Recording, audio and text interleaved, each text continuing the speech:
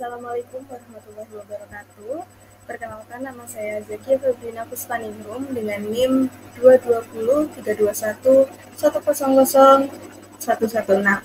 Di sini saya akan memaparkan hasil mini riset mengenai analisis preferensi konsumen terhadap pemilihan smartphone berdasarkan kinerja dan kapasitas penyimpanan.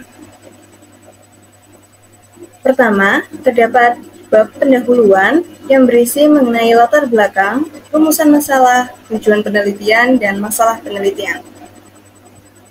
Yang pertama adalah pemaparan mengenai latar belakang. Smartphone telah menjadi bagian yang cukup penting bagi kehidupan sehari-hari kita. Kita mengandalkan perangkat ini untuk berbagai aktivitas, mulai dari komunikasi, produktivitas, hiburan, dan masih banyak lagi. Selain itu, smartphone memungkinkan kita terhubung dengan orang lain melalui panggilan, pesan teks, dan aplikasi perpesanan.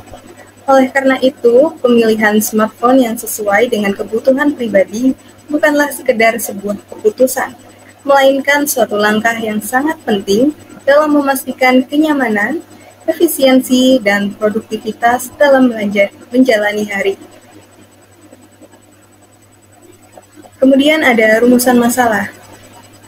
Yang pertama, apa yang mempengaruhi konsumen dalam memilih smartphone berdasarkan atribut seperti prosesor atau chipset, penyimpanan, RAM, dan kapasitas baterai.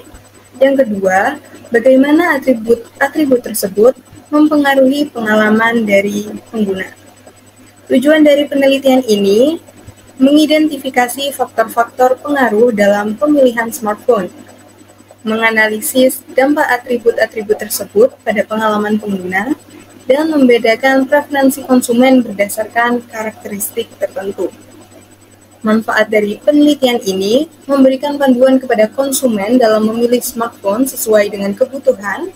Yang kedua, membantu produsen dalam mengembangkan produk yang lebih sesuai dengan ekspektasi konsumen.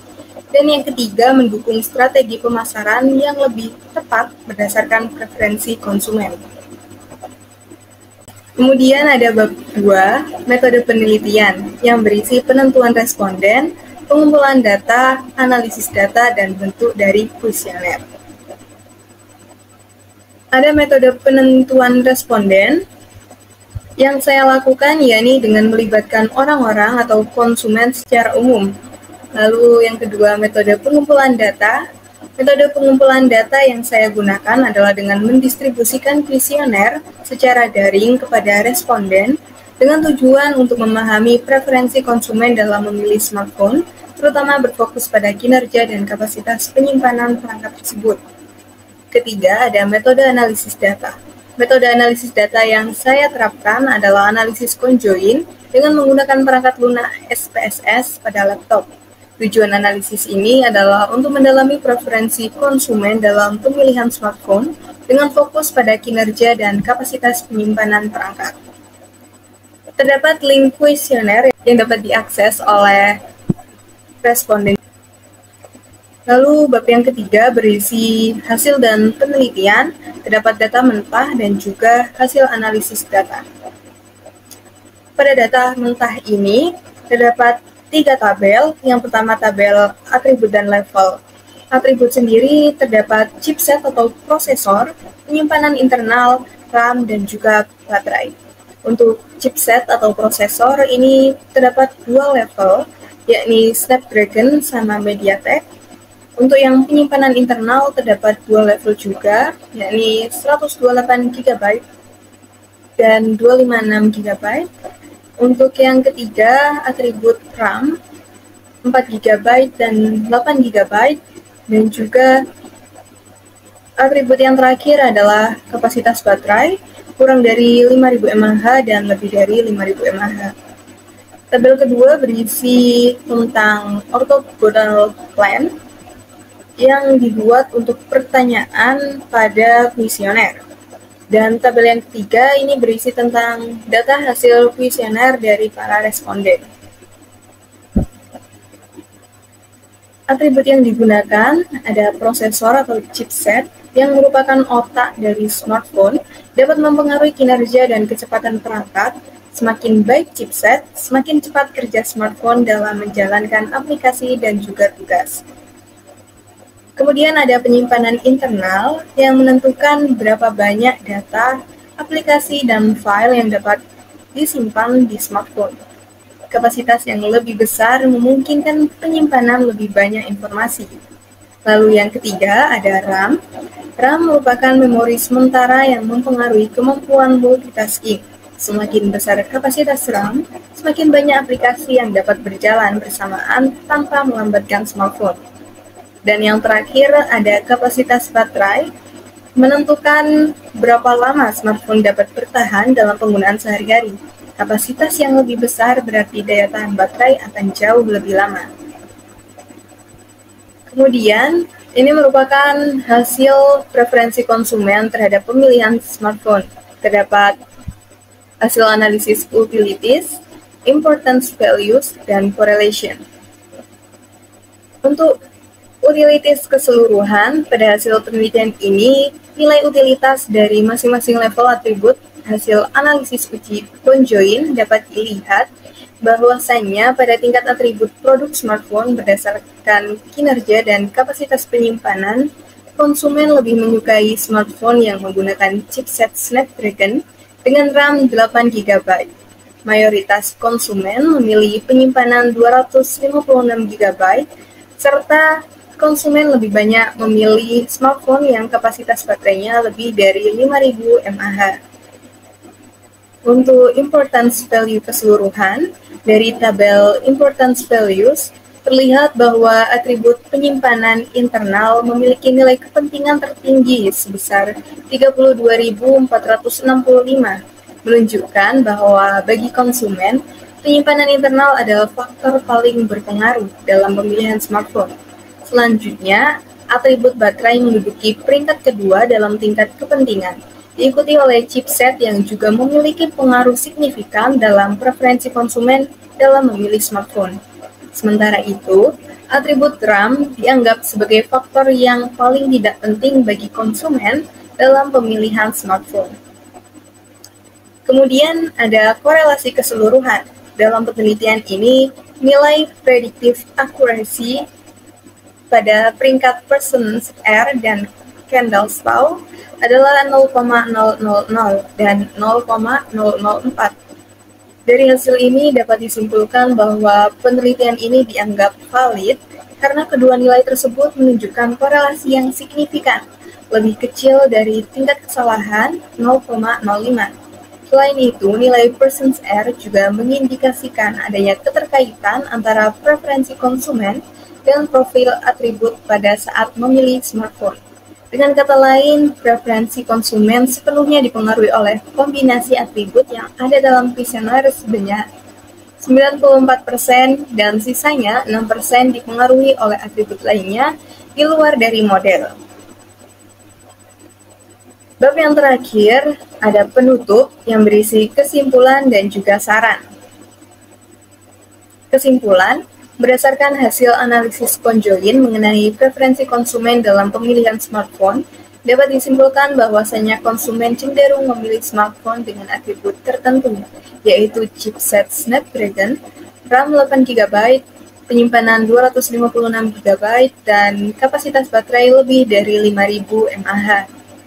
Dalam konteks atribut-atribut ini, penyimpanan internal adalah faktor yang paling berpengaruh dalam keputusan pembelian menurut preferensi responden.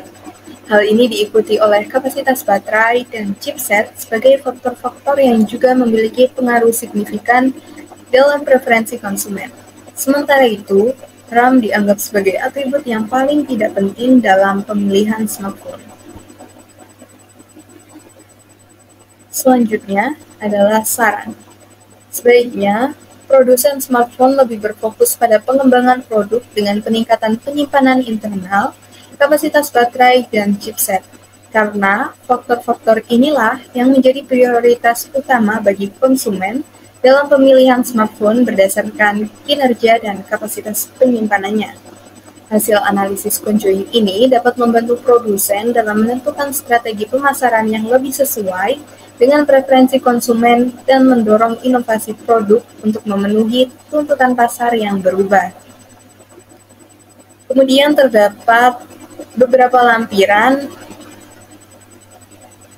yang berisikan tentang tahap-tahap dari analisis conjoin. Pertama-tama kita membuka SPSS-nya terlebih dahulu dan membuat orthogonal plan-nya. Nah, di sini kita memencet data, lalu orthogonal design, generate.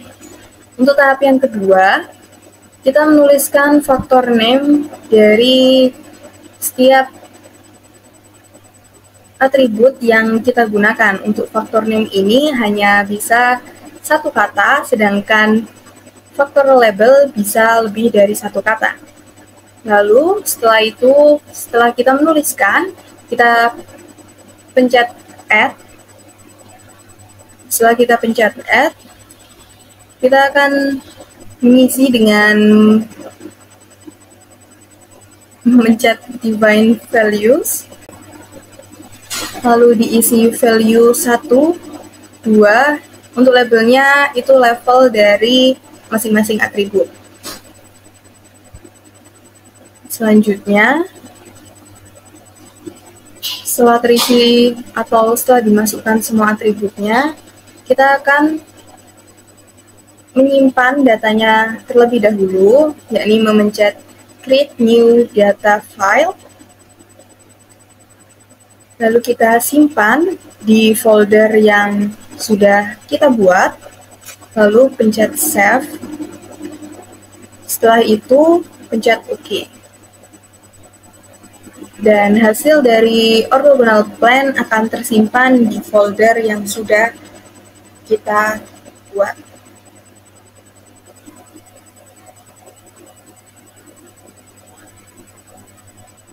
Ini merupakan hasil dari orthogonal plan. Lalu kita akan memasukkan hasil dari jawaban responden-responden. Setelah itu untuk kita memberikan nama dengan memencet variabel new, memberikan nama untuk yang pertama itu responden. Responden itu diisi dengan angka dari banyaknya responden, jadi 1 sampai 20 atau 1 sesuai dengan banyaknya responden yang kita dapat. Setelah itu untuk yang nomor 2 sampai 9 itu diisi P1 sampai P8 sesuai dengan banyaknya pertanyaan kita yang kita berikan kepada responden. Lalu kita save data tersebut. Setelah itu kita menyimpannya ke dalam folder yang telah kita tentukan. Setelah itu membuat data baru, syntax, file, new, lalu syntax, memasukkan kode yang sudah ada, dan ini disesuaikan dengan nama data dan penyimpanan datanya. Setelah itu kita pencet run all dan keluarlah hasil datanya. Sekian penjelasan dari saya, kurang lebihnya mohon maaf. Wassalamualaikum warahmatullahi wabarakatuh.